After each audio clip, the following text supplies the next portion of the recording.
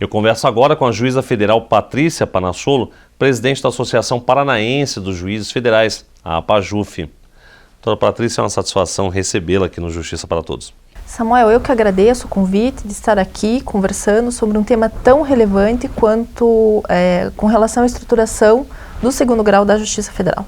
Doutora Patrícia, no bloco anterior eu conversei com o Dr. Ricardo Rabelo, presidente da Associação dos Juízes Federais de Minas Gerais, da AJUFENG, sobre o processo de criação dos novos tribunais regionais federais por meio de uma proposta de emenda constitucional que foi aprovada em 2 turnos no Congresso Nacional e depois virou uma lei que acabou sendo barrada no Supremo Tribunal Federal por meio de uma liminar. Liminar essa que está na iminência de ser julgada pelo plenário do Supremo Tribunal Federal. Caso o plenário do Supremo Tribunal Federal derrube essa liminar e autorize a implantação, a instalação dos novos TRFs, como é que fica a divisão territorial da Justiça Federal? Hoje nós sabemos que a Justiça Federal ela é dividida em 5 regiões. Como vai ficar depois da autorização para a implantação dos novos TRFs? Com esses novos tribunais, nós teremos a divisão em 9 regiões. Nós teremos a 6ª região, que é formada por Santa Catarina, Paraná, Mato Grosso do Sul, a 7ª região, que é formada por Minas Gerais, a 8ª região, que vai ser formada por Salvador e Sergipe, e a 9ª região, que vai englobar a maioria dos estados da região norte, Amazonas, Acre, Rondônia, Roraima. Ok, mas por que alguns estados têm que ficar com um TRF quase que especificamente para eles, como por exemplo Minas Gerais e São Paulo? O legislador ele foi extremamente técnico ao selecionar a localização desses novos tribunais regionais federais. O que se verificou? Onde nós temos uma maior distribuição de ações, ou não apenas ações, que são diretamente ajuizadas em segundo grau, mas apelações, recursos, etc., onde nós temos uma maior distribuição de ações e recursos em segundo grau. Hoje, atualmente, segundo dados estatísticos do CNJ, é a 1ª região. E parte da 1ª região, boa parte dessas ações decorrem de Minas Gerais. Então, a 1ª região, territorialmente, é enorme. A 2ª maior distribuição é a 4ª região, Paraná, Santa Catarina e Rio Grande do Sul. Mais da metade da distribuição da 4ª região é originária de recursos decorrentes, tanto do Paraná quanto de Santa Catarina. 52% hoje do que ingressa no Tribunal Regional da 4ª região advém de Paraná e Santa Catarina. A 3ª maior distribuição do país concentra na 3ª região, São Paulo, Mato Grosso do Sul. Mato Grosso do Sul representa em média 5% da distribuição do TRF da 3ª região. Com essa nova divisão territorial, não foi um critério aleatório, foi um critério técnico baseado em números, como o Dr. Ricardo já mencionou. É possível fazer uma nova distribuição, uma distribuição mais equânime, uma distribuição mais justa do trabalho e da força de trabalho dos juízes, dos embargadores que terão que atuar para julgar essas causas, para julgar esses recursos. Agora, além dessa distribuição mais harmônica, digamos assim, baseada obviamente em critérios objetivos, em números do CNJ, essa nova configuração territorial dos TRFs também aproxima mais o jurisdicionado da 2ª instância e, sobretudo, o advogado, né, doutora Patrícia? Não tenha dúvida.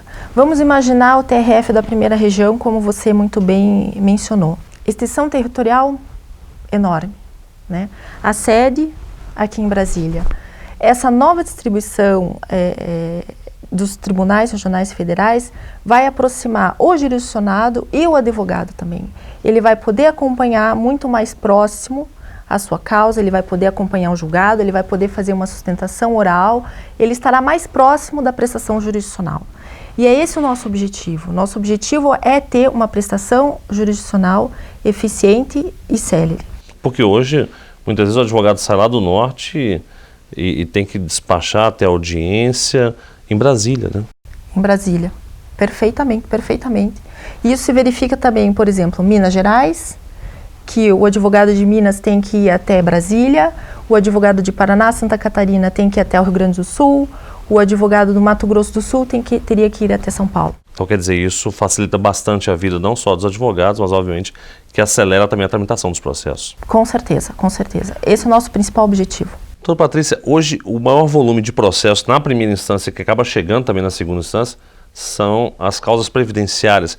Com a criação desses novos tribunais regionais federais, isso melhora, ou seja, torna mais rápida a tramitação desse processo e pode beneficiar essas pessoas, que é a maioria, pessoas de baixa renda que estão atrás de uma aposentadoria? Samuel, de nada adianta os juízes de primeiro grau terem metas do CNJ, cumprirem metas do CNJ, instruírem o processo de forma célere e julgarem de forma célere, se nós temos um estrangulamento, um represamento desses processos no segundo grau. A justiça, ela tem que atuar de forma harmônica, primeiro grau e segundo grau. Não adianta nada o primeiro grau ser célere se nós temos um aprisionamento desse processo, desse julgamento em segundo grau.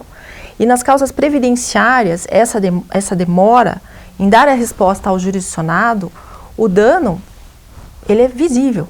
O indivíduo precisa daquele valor, da sua aposentadoria, precisa do valor do seu auxílio-doença, da sua pensão por morte, para ele se manter diariamente.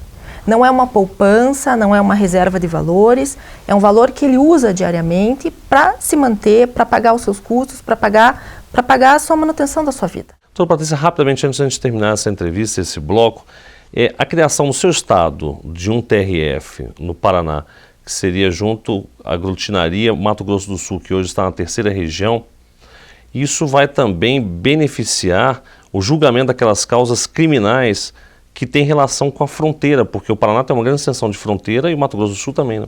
Perfeito. Nós temos uma grande extensão de fronteira, nós temos varas em Foz do Iguaçu e Guaíra, e há uma identidade criminal, digamos assim, com os crimes que são perpetrados no Mato Grosso do Sul.